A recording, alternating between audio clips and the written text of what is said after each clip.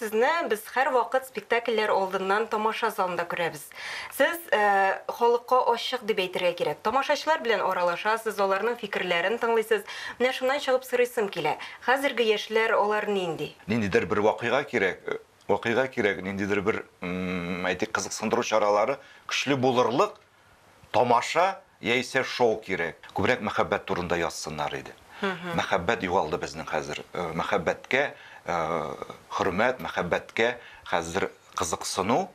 Бу инде һәр нәрсәгә карата мәхәббәттер. Бу теге дөрес әйтәсез. Кореев театрының репертуарына күз салсак, тәрҗемә ителгән әсәрләр шактый. Үзебезнең телгә бик ачык, анык тәрҗемә ителгәч, балалар бу әйберне ниндидер теге Англиядә булган вакыйга әйтеп түгел, ә безнең мөхиттә, Россиядә булган мөхиттә әйтеп кабул итә.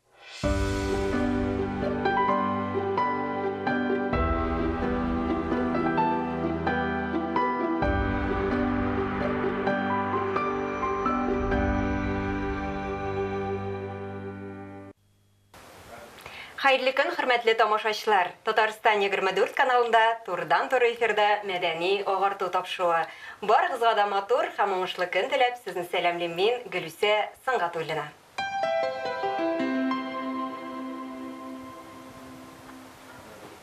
Кичә балаларны яклау көне булып үтте. Кореев исемендәге яшь тамашачы театры балаларны яшь буынны тәрбияләүгә үзеннән зур өлеш кертә. Әдип Габделбари Баттал сүзләре белән әйтсәк, кеше яшьтән милли тойгы бирә. Тапшыруыбызның бүгенге кунагы Кореев театрының баш режиссеры, Россиянең ат казанган артисты, Татарстанның ат казанган сәнгать эшлеклесе Ринат Әюпов. Хәерле көн, исәнмесез Ринат әфәнде, хуш килдегез. Хәерле көн. Сезне күрүебезгә без бик шатбыз, рәхмәт килгәнегез өчен. Сезгә рәхмәт. Хөрмәтле телевизор караучылар, әйтеп үткәнебезчә, тапшыруыбыз турыдан-туры эфирда бара. Димәк, сез дә безнең әңгәмәбезгә кушыла аласыз. Тапшыруыбызның кунагына сорауларыгыз булса, безгә шалтыратыгыз. Студиябыз телефоны 511 99 66. Һәм төбәкләр өчен түләүсез номер 800 532 55. Ринат әфәнде, әңгәмәбезгә күчкәнче, әйдәгез әле башта сюжет карап үтик. Ул инде әлбәттә сезнең хакта иҗатыгыз турында булыр. Игътибар экранга. Россиянең ат казанган артисты, Татарстан Республикасының ат казанган сәнгать эшлеклесе. Кореев театрының баш режиссеры Ринат Әюпов Петраш районы Шәле авылында туа. Башта СССРның кеше театры каршындагы Щепкин исемендәге Мәскәү югары театр училищесын, соңрак Вахтангов исемендәге Академия театрының режиссерлык факультетын тәмамлый. Ринат әфәнде үзенең иҗат эшчәнлеген Камал театрында артист буларак башлап җибәрә.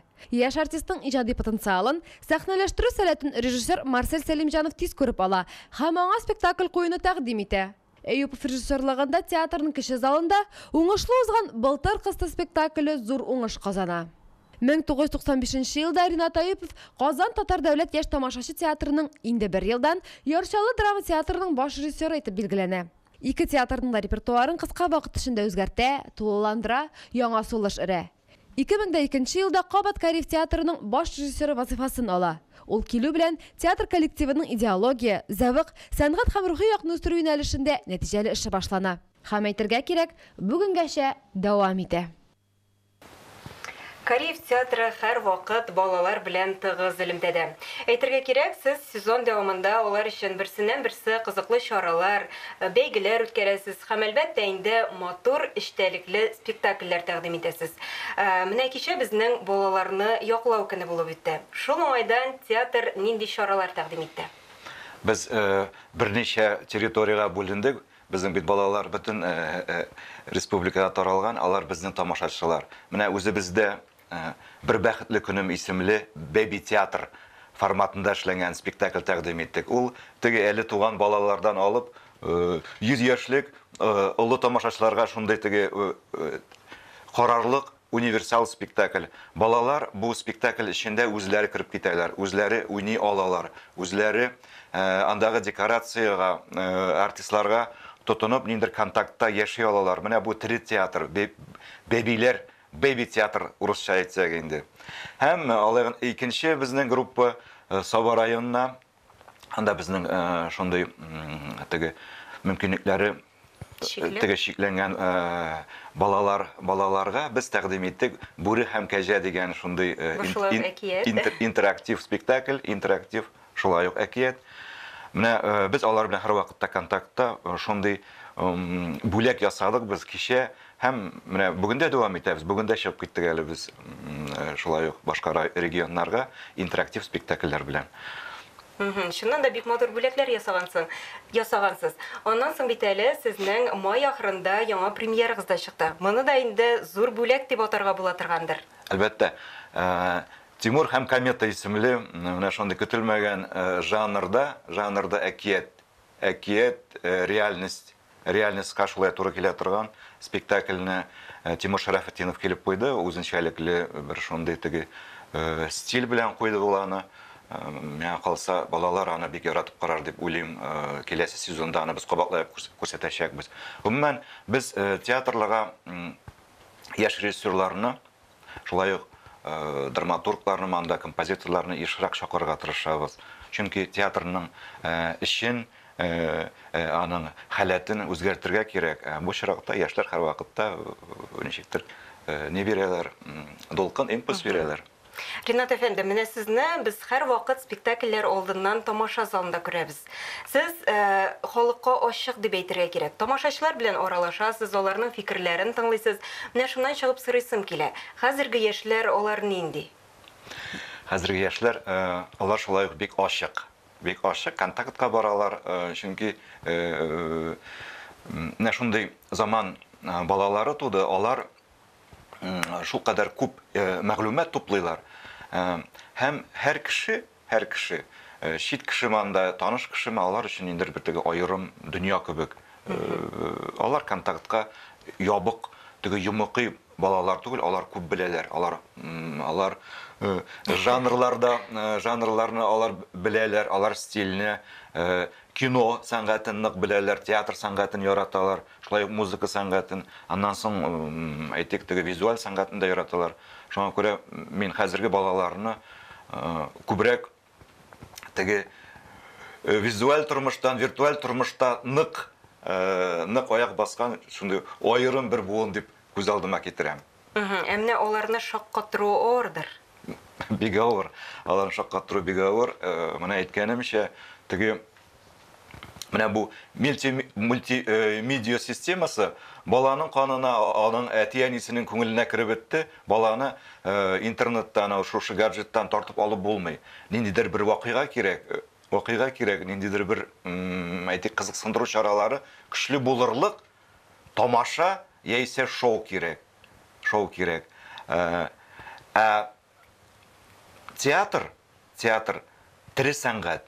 Шуңа күрә балаларны теге ясалма сәнгатьтән бераз теге тере сәнгатькә кайтару ул авыр. Шулай да без бик күп жанрлар уйлап табабыз. Көтелмәгән жанрлар. Теманы алыштырабыз. Шулай ук чакырылган режиссерлар, композиторлар. Менә баланы үзенә яләшкән мөхит белән, мөхитне саклап, аларны теге драматургияга яисә, әйтик инде шигърияткәме, анда әдәбиятка тартып кертер өчен менә кызыклы шушы мультимедиа системасы барбыр кирәк. Ягъни шулай берне без биреп, әкренләп аларны шушы әдәбиятка, сәнгатькә тарта алабыз, драматургияга, театр сәнгатенә тарта алабыз. Шул мөхиттә генә ул кабул итәчәк чәчмә әсәрне дә, әйтик, рәсем сәнгатендә, музыка сәнгатендә ул кирип китәчәк. Ягъни кинәт кенә ул теге мультимедиа системасын алып, менә туп-туры ни бирергә ярамый. Теге менә шундый дип саныйм инде. Шулай дип саныйм. Менә язучыны бит инде җәмгыятькә юл күрсәтүче дип әйтәләр. Менә шуннан чыгып сорыйсым килә. Соңгы елларда иҗат ителгән әсәрләрдә нинди темалар яктыртыла? Нинди темалар актуаль? Менә әлбәттә без инде балалар өчен эшлибез күбрәк, шулай ук яшьләр өчен эшлибез.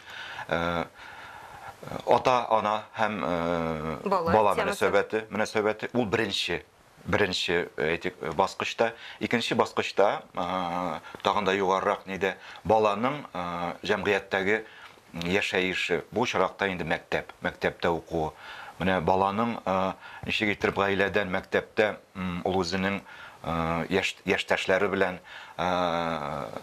алар бу тормышта аралашалармы, алар уртак тема таба алалармы, кызыксындыра торган ниндидер аларны бер теге вакыйга бәйлиме, юкмы?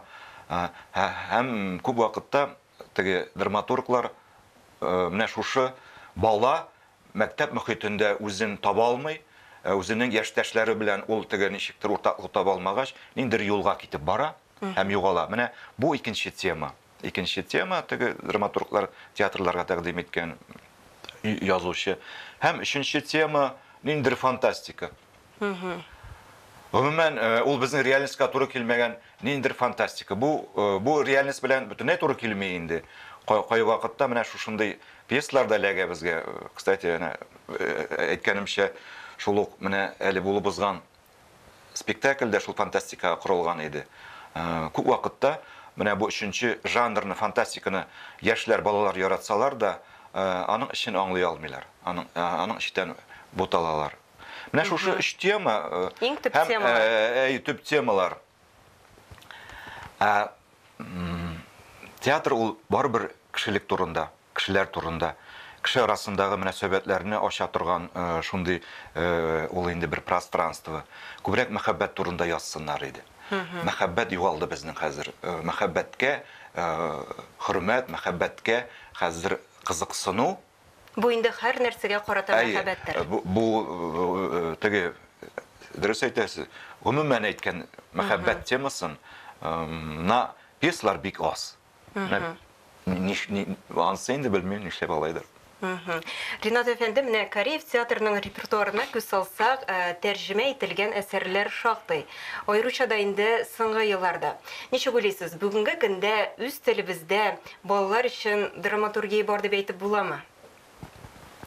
Менә тәрҗемә әсәрләрсез театр яши алмый инде ул. Чөнки театрның репертуарын төрләндерергә кирәк, төрле авторлар белән.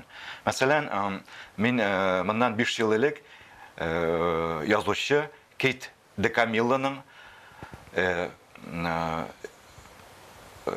Куян Эдвардның гаҗәеп сәяхәте исемле әкиятен сәхнәләштергән идем. Аны балалар бик ярата. Ул хәзердә бара. Менә ул беләсезме? Ул чит автор дип әйтик, ләкин аны ничек тәрҗемә итәсең бит? Тәрҗемә итәсең. Тәрҗемә итү татар телен, татар үзебезнең телгә бик ачык, анык тәрҗемә ителгәч, балалар бу әйберне ниндидер теге Англиядә булган вакыйга итеп түгел, безнең мөхиттә, Рәсәйдә булган мөхиттә итеп кабул итә һәм буланы үзенең күңеленнән кичерә. Була шундый тәрҗемәләр, була шундый авторлар, ничек кенә тәрҗемә итсәң дә, аның темасы яңгырый алмый.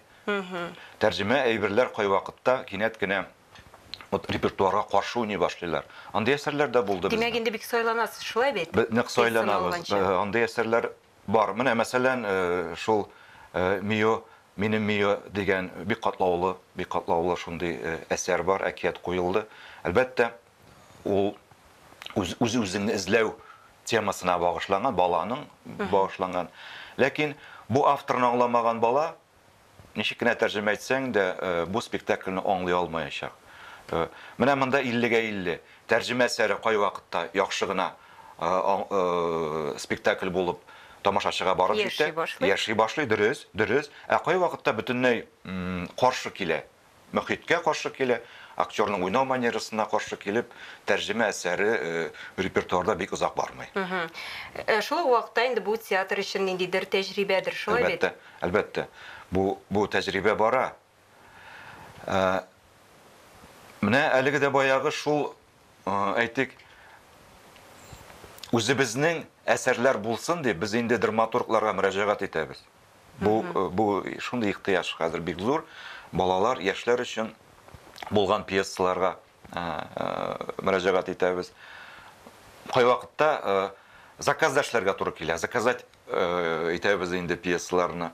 Менә бу очракта безгә инде улпат драматурглар ярдәм итә иде. Ул менә бер вакытта Туфан ага Миннуллин бер кичкенә генә Тукайның әйтәле күбәләк шигыреннән 2 актлы балалар Күләмле. өчен күләмле әсәр эшләде, ул хәзерге көнгә кадәр бара.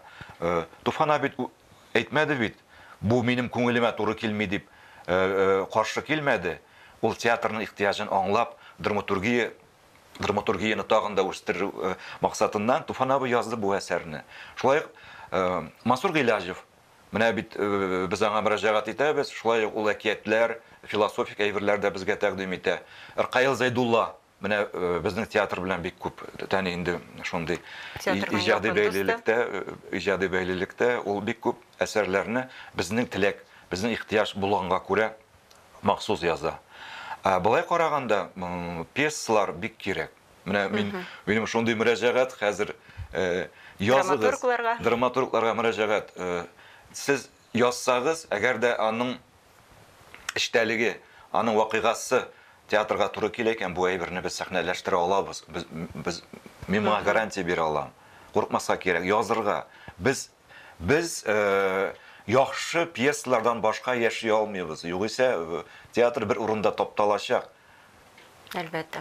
Ринат әфәнде, менә Кариев театры чын мәгънәсендә универсаль, уникаль театр дип әйтеп була. Монда инде өлкәннәр эчендә шул ук вакытта балалар эчендә спектакльләр бик күп. Һәм миңа калса, әле сезнең театрны иң күп спектакльләр чыгаручы театр дип тә атарга мөмкиндер. Шушы көннәрдә дә театр яңа премьера әзерли. Бу Йосыф спектакле. Бу инде күпләргә таныш әсәр. Менә сезнең спектаклегез кайсы ягы белән аерылыр икән? Курыкмадыгызмы әлеге әсәргә алынырга? Юк, бу әсәр белән мин инде 3нче тапкыр хәзер очрашам, үзенчә очрашам. Беренче тапкыр Чаллы театрында Йосыф исемле спектакль чыгарылды. Аннан соң Казанга күчеп килгәннән соң Йосыф Зөләйха тарихын гына алдык. Менә 2 Кулгалинең Кыссай Йосыф әсәреннән 2 спектакль туды. Хәзер менә шундый безнең бит Рәсәйдә бик матур шундый вакыйга көтелә. Ул вакыйгага инде хәзер старт бирелде. Рәсәйдә теге ислам динен кабул итүгә 1100 еллык чаралары хәзер ачылып китте. Менә бу Димәк, шул уңайдан чыгарасыз. Шул уңайдан да бу әсәргә яңадан кайтырга булдык. Дәүләт моңа ярдәм итте, финансовый ярдәм итте. Һәм ниндидер яңа алым кирәк иде. 3нче тапкыр инде әгәр дә сәхнәләштерә икән, яңа алым. Әлеге дә баягы сез әйткәнчә, яшьләрне, аларның әти-әниләрен тартыр өчен яңа алым кирәк иде. Ә моның өчен нинди мөмкинлекләр бар, нинди ул да булса бик яхшы музыка булырга тиеш спектакль эчендә. Менә бу форсаттан мин Йосыф Бикчәнтаев исемле егеткә мөрәҗәгать иттем. Ул бик кызыклы гына музыкалар язды. Аның дөньяны тыңлавы, ул егетнең Йосыф Бикчәнтаевның дөньяны икенчерәк аңлый, ул икенчерәк ишетә дөньяны. Һәм аның музыкасы, көйләре дә безнең спектакльгә оригиналь булды. Һәм ул спектакльдә фоновый булып кына бармый, менә Йосыфның номерлары, ә ул образ буларак бара. Ягъни образ буларак фундаментальный шушындый музыка язды ул. Аннан соң музыка булгач, әлбәттә, бу музыкага бию дә кирәк. Ягъни пластика, аерым бер пластика, оригинал пластика. Балалар, яшьләр барбер теге әйтик әдәби әсәрне пластик аркылы яисә виртуаль яктан күбрәк кабул итәләр. Бу чиракта мин мөрәҗәгать иттем. Шундый бер безнең Татарстанда бик кызыклы гына яшь хореограф бар, Марат Казыйханов. Ул шулай ук Йосыф спектаклендә менә шушы музыкага артистларның йөрүен урнаштырды. Гомумән, менә теге инде аерым бер тел тапты. Тән телен тапты ул менә Марат Казыйханов. Аны бик яраттылар, менә безнең артистлар.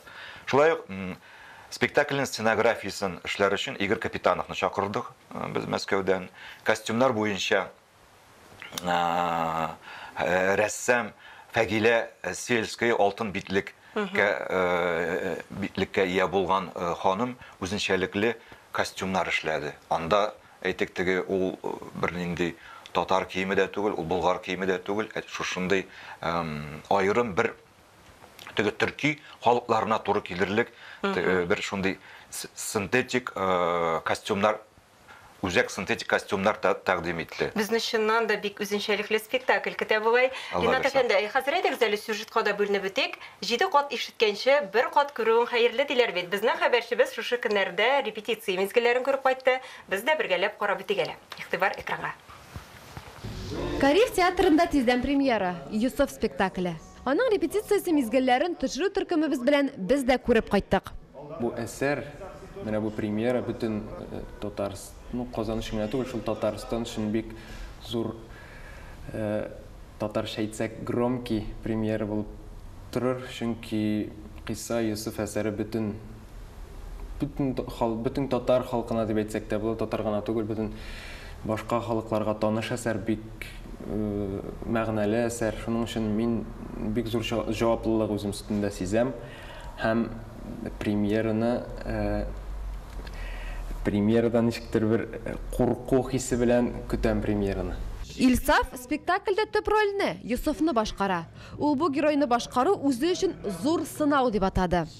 Минем образга килгәндә, әлбәттә каршылыклы роль, әлбәттә теге ниндидер бер идеал минемчә. Мин ничек дип әйтим? Андый рольләр бит ул уйнарга йомшак итеп әйтсәк, бик сәхнәдән кызык тоелмый, кызык күренми дип әйтимме. Минем өчен менә бер характерность эзләү, ниндидер бер аңа хас бер үзенчәлек табу төп мәсьәлә иде һәм мин аны эзлим. Күп кенә аның фикере белән килешәм, күп кайбер фикерләр белән килешеп бетә алмыйм, чөнки мин алай эшләмәс идем дип әйтер идем, ләкин бик җаваплы роль. Әзерлекне күз чите белән генә күрсәк тә, ышанып әйтә алабыз. Тамашачы әлеге әсәр аша театр дөньясын үзе өчен бөтенләй башка бер яктан ача алыр. Орлыклык кына калдырып, калганнарын 7 ел тоташтан ашагыз. Шуннан соң тагын 1 ел килер. Бу елда инсаннардан Аллаһка мул яңгыр явыр. Җимеш сутлары белән үсемлек майы сыгарлар. Сезнең театрыгызда хәзер чыннан да ура өсте дип әйтсәк тә була торгандыр, шулай бит? Аллага шөкер, 15-16 июньдә безнең премьера, рәхим итегез, килегез. Ринат әфәнде, шуның белән инде безнең тапшыруыбыз үзенең ахырына якынлашты. Сезгә барлык эшләрегездә дә зурдан-зур уңышлар телибез. Театр гөрләп торсын һәм яңа спектакльне тамашачылар яратып кабул итсен дигән теләктә калабыз. Сау булашабыз. Амин. Татарстан 24 каналында мәдәни агарту тапшыру булды. Барыгызга да исәнлек, саулык теләп, мин Гөлүсә Сыңгатуллина сезнең белән сау булашам. Очрашуларга кадәр.